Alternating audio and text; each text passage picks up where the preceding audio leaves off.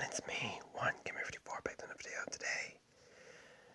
It's a bit of a special one for us, all of us.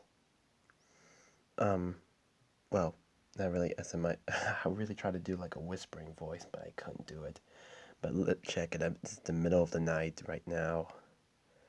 About to hit almost 2, but you know, MadPad released another video, and I won't be able to do it because I have to go to a birthday party later, like early in the morning, so I won't try to be so loud with this, but yeah. So think of this as a late night reaction video. So MadPad released another video about Five Nights at Freddy's. So without further ado, let's stop wasting time. Let's do this. Well, loyal theorists, this is it. This will be my final FNAF theory. And this time, I mean it.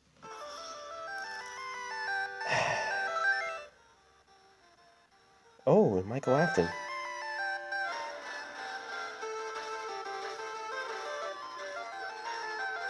The end is nearly at hand.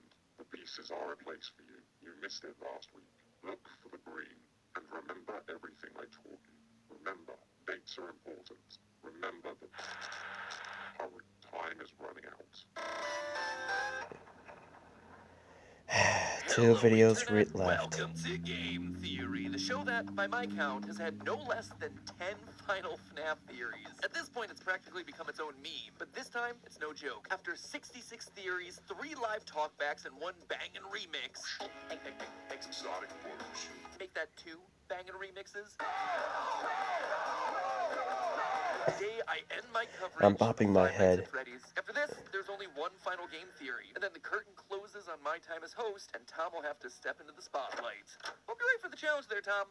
Tom? Toy Bunny, Easter Bunny, Chocolate Bunny, Melted Chocolate Bunny, Withered Bunny, Black Heart Bunny, Oh, no. Rockstar Bunny, Glamrock Bunny, Sunken Toy Bunny, Bonbon, Just Bon, System Error Bunny, Nightmare Bunny. Well done, but how many toes does he have? 2?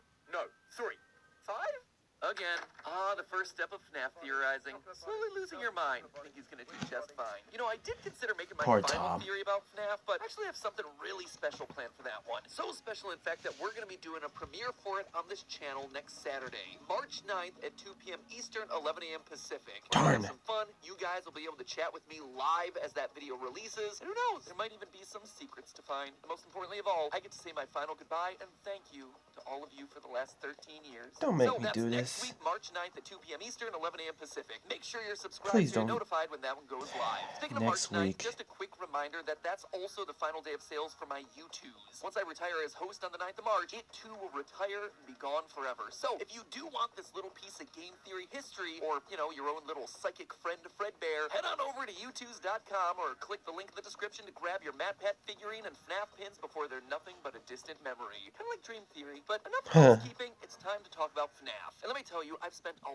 long time thinking about this one. How do you end a series like this? Should I just do a normal theory about some minute detail? Doesn't really feel final, you know? Plus, I'd probably end up calling someone a robot, and then a bunch of people would get mad at me again. Should I redo the ultimate FNAF timeline as one final, here's the lore? Oh, that would certainly be big, but it also doesn't feel like that much was changed post-Ruin and Help Wanted 2 from what we did at the end of last year. True. So I didn't really want to be redundant either. You can see the struggle that I was facing, right? This episode, it's a big deal to me. It is literally the end of my legacy with FNAF. And you see, that's when it hit me. Legacy. Typically, FNAF theories are born out of the small details. So what if I took a step back and looked at the big picture? What if instead of counting animatronic toes or dead kids, I took a meta approach and just looked at the entire legacy of FNAF? I'm sure we're all familiar with the butterfly effect, right? Yeah. The idea that a butterfly flapping its wings could cause the smallest of changes in the air, which could potentially lead to a tornado forming. Well, the term actually comes from the research of meteorologist Edward Lorenz, who, back in 1963, decided to round some numbers in his data. He condensed one variable from 0.506127 to just 0.506. And yet, that tiny change right there completely threw off his computer's weather models, transforming sunny skies into violent storms. Hence the tornado thing. This realization that small changes in data could yield such tremendously different results ultimately threw off science's entire understanding of nature. Before Lorentz, people thought that the universe could ultimately be predicted. Sir Isaac Newton back in 1687 famously believed in the clockwork universe, the idea that the parts of the universe worked like a machine, and that eventually, if you understood how the parts worked, you could predict practically anything. French mathematician Pierre-Simon Laplace actually said basically the same thing. Eventually, we would get to a place where nothing would be uncertain. And yet, Lorentz showed us that one small change, one minor mistake or estimate or imprecise measurement in a complex system could have a domino effect at a massive scale, resulting in changes that you would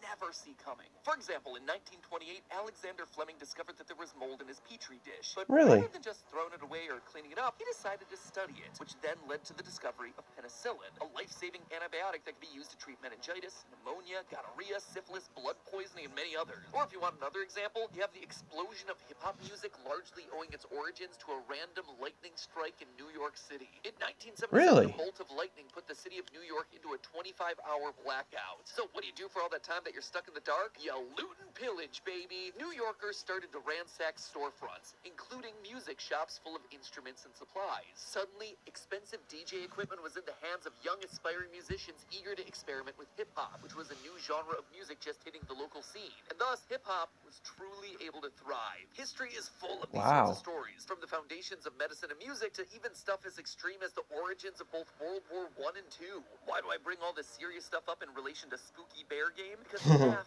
is one of those rounded variables. One decision by Scott Cawthon reshaped gaming and YouTube and the entire entertainment world as we know it. Oh, that's very much true. Exaggeration for effect. One man's decision to not give up, to try again in the face of rejection and adversity, literally shifted billions of dollars of the economy and affected hundreds of millions of lives in ways that are incalculable. And that is what I wanted to call attention to in my final FNAF theory. FNAF shows us that by not giving up, one person can have a profound effect on the course of history itself. I feel like the origin story of FNAF's been talked about to death, but just to set the stage here, despite hitting it big with FNAF in 2014, its creator Scott Cawthon had been making games at that point for 20 years. 20? 1994. And yet, even in those early days, that Scott had a fascination with creepy robots, working their designs into projects like the sci-fi Moon and the religious Pilgrim's Progress. Even this incredibly rudimentary RPG Legacy of Flan has a final boss that has what looks to be the first appearance of what would eventually evolve into the Mangle. But despite producing a lot of games, none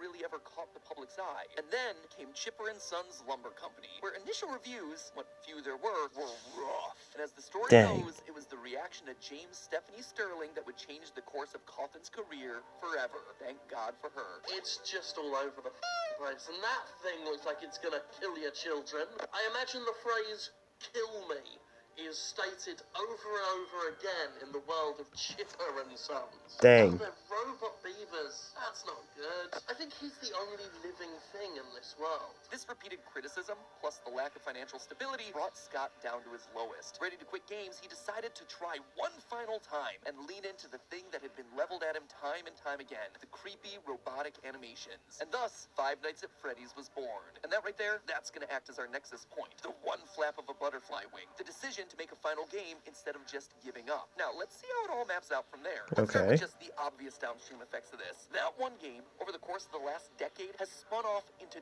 12, which honestly, I've never truly sat down and processed. But believe it or not, there are 12 things, It's crazy. On the entire franchise has sold 9.9 million copies on Steam alone, which in total has an estimated revenue of $94 million. And that's not even including the console and mobile ports or the number of microtransactions for FNAF AR, which itself had over $40 million.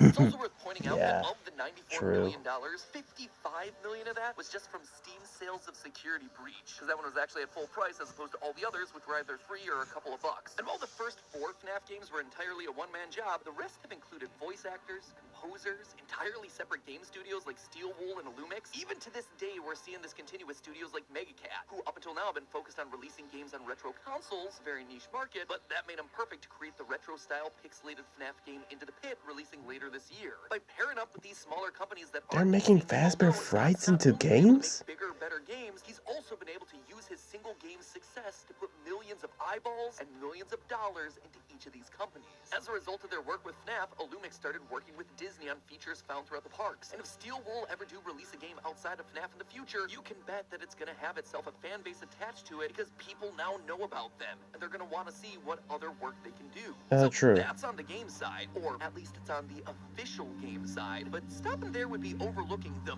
much bigger impact FNAF has had on the games that haven't even been released yet. Oh, come on. Overlooking the much bigger There we go, impact much FNAF better. has had on the games that haven't even been released yet. This one series inspired a whole new generation of game designers unlike any game that's ever really come before. All of them cutting their teeth on a genre that exploded in the mid-2010s, the FNAF fan game. Five Nights at Treasure Island, Five Nights at Wario's, Pop Goes, The Joy of Creation, Those Nights at Rachel's, Afton Built, Glitched Attraction, Bloody Nights Juniors, Day Shift at Freddy's. Thanks!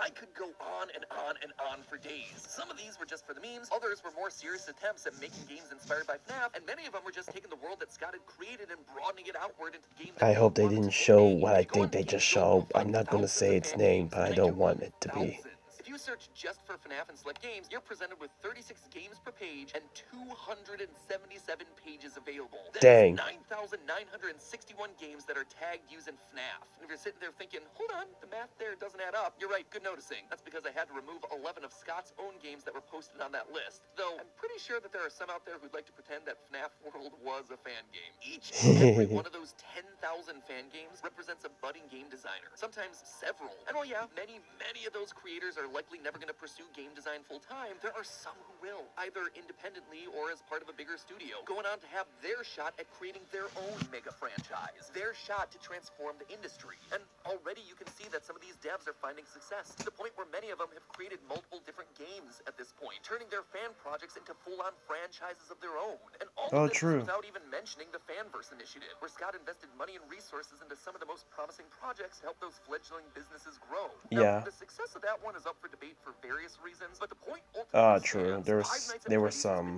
controversy, which, in the rise of a new generation of game developers. Developers that just now, 10 years later, were only starting to see get to a point where they're really influencing the wider gaming landscape. Except gaming, it's already seen a massive shift coming off the heels of FNAF. Prior to FNAF's release, if you took a look at any top 10 list about horror games, it would have been filled with games like Outlast, PT, Amnesia, games that leaned hard into psychological horror and sometimes graphic gore. FNAF, though, was different. While other horror games used the classic horror trope of not knowing what the monster looked like, relying on the audience's mind to fill in the blanks of what might be lurking in the shadows, FNAF put the monsters front and center, allowing them to be the star of the show like we see in movies like Friday the 13th and Halloween. This allowed FNAF games to be much more thumbnail friendly and easier to sell online compared to the spooky dark hallways or overcomplicated monster designs that dominated the horror space in the past. Mix in the more family-friendly scares of Freddy and the gang, and you've got yourself a brand new subgenre of content, mascot horror, as dubbed by YouTuber John Wolf. This genre took old nostalgic locations and filled them with brightly colored Seeing killers, the old jump scares again, I'm not sure, man. Trauma, Banana Machine, Poppy Playtime, Rainbow Friends, My Friendly Neighborhood, Hello Neighbor, Baldi's Basics, Choo Choo Charles, Man.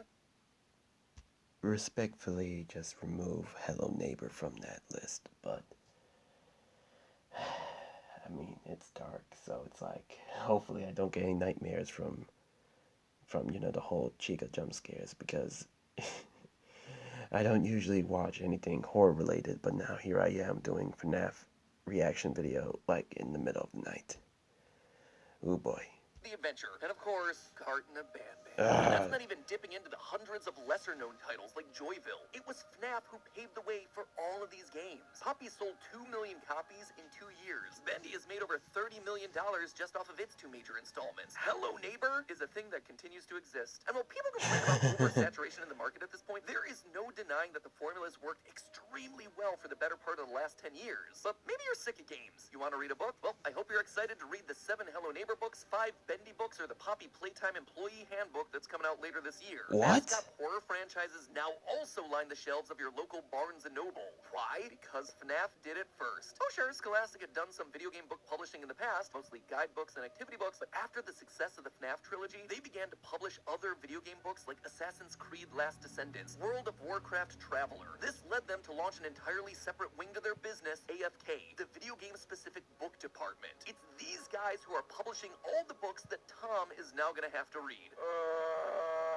No, it's Or impossible to know for Tom. certain that FNAF was the reason for all this, but given it was off the It's chain alright, at the top Tom. of I'll articles for take this over new if you publishing want. arm at launch, and has sold 9 million books to date, with an average book price being about $10, that is $90 million infused into the historically struggling print publishing business. It's no wonder the first 6 rows of their website are dedicated to FNAF. But without AFK, it's easy to imagine a world where these other mascot horror games didn't get that chance, and all those writers who've now been able to make a living off of these franchises wouldn't be recognized like they are. I mean, take for instance Andrea Wagner, who wrote the vast majority of Fazbear Frights and Tales from the Pizzaplex stories. She's now getting DM'd by fans asking for lore clarifications, something I'm sure she never anticipated while working on her past writing projects, like her dog how-to book, Dog Parenting, or Alternate Beauty, the story of a big girl with big dreams. Her words, not mine. The same thing is now happening with another struggling industry, movies. After spending 8 years in production hell, losing directors, struggling with studios, and trying to nail down a script, Blumhouse eventually took the chance on FNAF, making the movie on a $20 million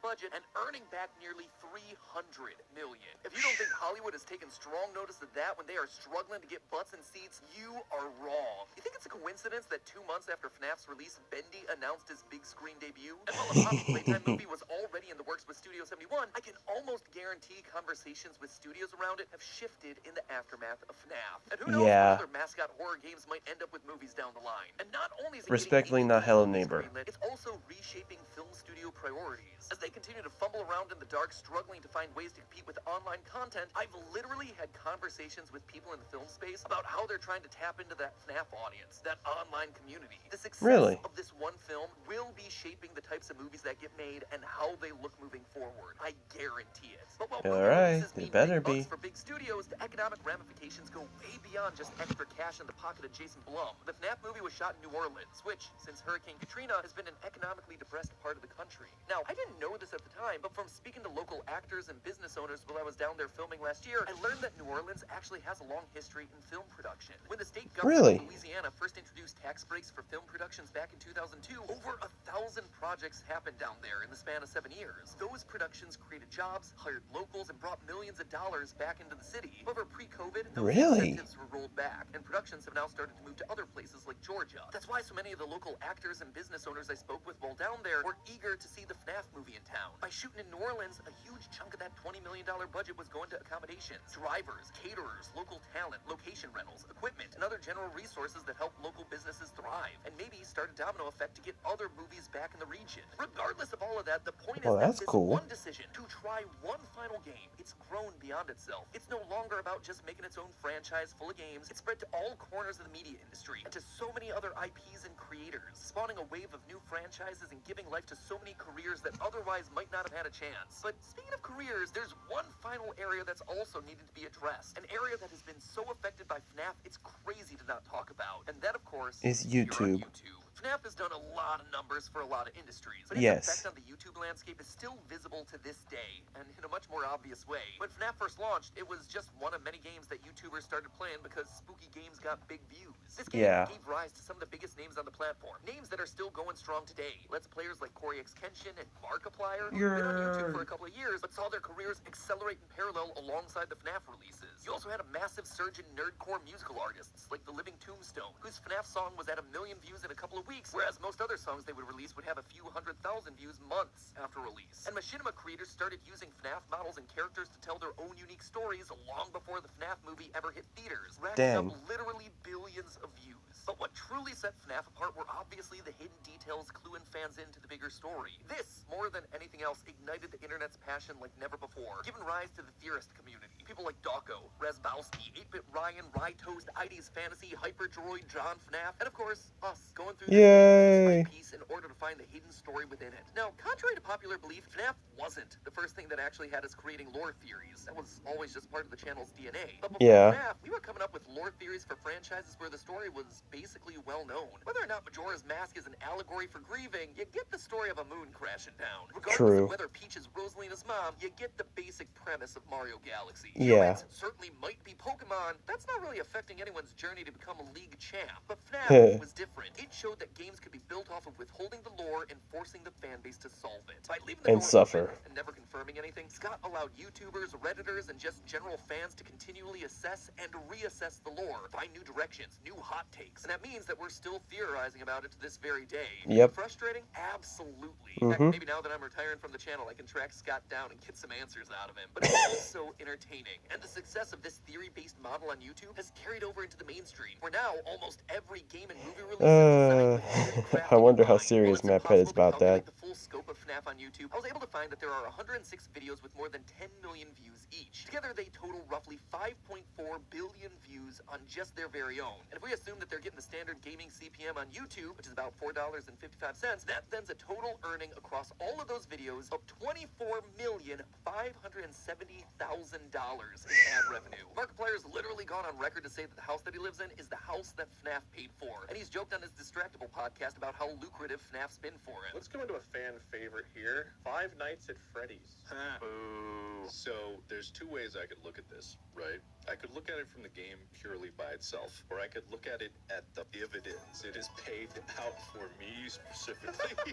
And that's put him in a position to pursue bigger and loftier projects like the With Markiplier series, and now his movie Iron Lung. One half of the Living Tombstone, Sam Haft, is now writing songs for internet sensations like Has Been Hotel. YouTubers like FNAF and Rytos, they've been able to go full-time with YouTube, all thanks to FNAF. And heck, look at us. Because of FNAF, we've thrived. We've been able to grow our team, give jobs to dozens of people, and perhaps best of all, we've carved out our own platform that allows us to turn the spotlight onto a next generation of creatives, to make us tastemakers in the space that are able to pay it forward, to make you aware of projects that you should be playing and watching, from Cooking Companions, to The Man in the Suit, to Shipwreck 64, Welcome Home, Mandela Catalog, Walton Files. The list goes on and on and on. In short, FNAF created an ecosystem where new IPs can thrive. A virtuous cycle that benefited itself, to be sure, but also had a halo effect on dozens of other franchises looking to get attention. And all of this is without even mentioning other trickle-down effects. Our large platform allowed us to run charity events like St. Jude, paying that blessing forward to help doctors and hospitals working on treatments for childhood cancer, where of course, Scott himself was a sizable and direct contributor year after year. There are also dozens of other charity events coming from creators like Dawko, Markiplier, Jacksepticeye, Rytoast, John FNAF. Not only have these events been able to raise tens of millions of dollars for various organizations looking to do good work in the world, hopefully those events in turn inspired others, you out in the audience or other creators, to adopt a spirit of generosity and giving in their own lives. And again, it all comes down to this one decision. One guy who in the face of adversity and criticism chose not to give up. That is the millions of people and billions of dollars affected by that thank you, one Scott Stevie Bear Kaufman. game. Thank you. Thank you, Scott. Thank you for all Thank of you it. so And while much. all of this is cool and impressive and inspirational, it's also overwhelming, right? What? You look at the impact that one decision like this can have, and you feel like you can never live up. I know that's how I feel sometimes. But remember, it's all about small decisions making a domino effect. Just being kind to someone else, saying something nice, holding a door, listening to someone's problems, making them laugh. All of those are seemingly small things that can make a massive difference in the way someone's day is going. And that, to me, has always been the power of these channels. They're a place to learn a little something, a place to brighten your day in some small way, which then you can pay forward to other people in your life. And that positivity, it spreads. It spreads and creates real massive change. That, to me, honestly, is the hardest thing about leaving these channels. Losing that chance to be a force of just a little bit of good in your life. But you know what? I'm not done yet. I'll see you one last time next week, March 9th at 2 p.m. Eastern, 11 a.m. Pacific, as I celebrate with you one final time as Don't a make me- dearest community. Till then, as always, remember, it's all just a theory. A game theory. I want to say my piece, but not yet. I'll probably say that like next week. Next week, March 9th. My final, well, not really final, but you know, my final salute to Matt Pat, and then I'll probably take a break from reacting to anything related to food theory or game theory or film theory or style theory. Essentially taking a break from the whole thing just to grief or, you know, to mourn over, you know. Anyways, guys, that's going to be the video, guys. I am so tired, and I know this video is going to be a little wonky. Maybe the audio might be a little zoomed, so I'm going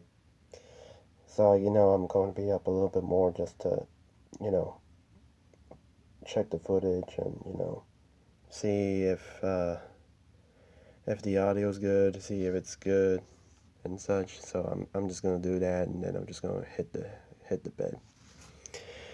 This is Swan Gamer 54. Make sure you like the videos. I know you guys enjoy. Comment down below if you enjoyed this late night video you and me have watched. And do you think FNAF changed your life for the good or the better? And subscribe. We're trying to upload daily. This is Swan Gamer 54. Signing off.